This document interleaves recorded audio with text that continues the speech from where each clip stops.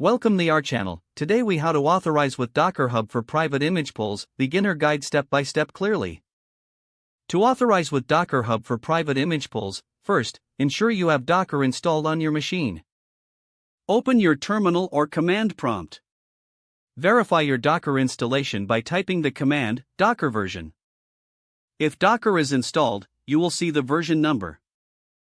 Next, log in to Docker Hub by using the command, Docker login. You will be prompted to enter your Docker Hub username.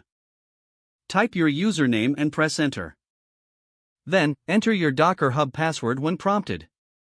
For security reasons, you will not see the password as you type. Press enter again after typing your password. If your credentials are correct, you should see a message confirming a successful login. Now that you are authorized, you can pull private images. Use the command, Docker pull your username/your private image. Replace your username with your Docker Hub username. Replace your private image with the name of the image you wish to pull. The image will now be downloaded to your local Docker environment. To verify the image has been pulled, type Docker images. You should see your private image listed in the output.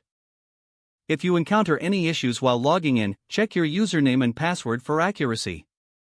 If you are still having trouble, consider resetting your password on Docker Hub. Always remember to log out of Docker Hub after your session using the command, Docker logout. This will help maintain your security and prevent unauthorized access. You are now ready to work with private Docker images.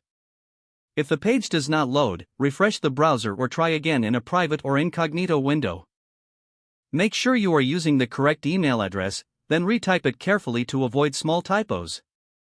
If your password is not accepted, use the reset option and create a new strong password you can remember.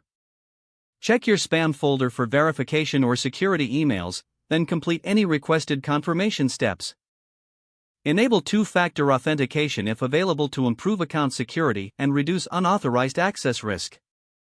Don't forget to like this video and subscribe to our channel for more step-by-step tech guides.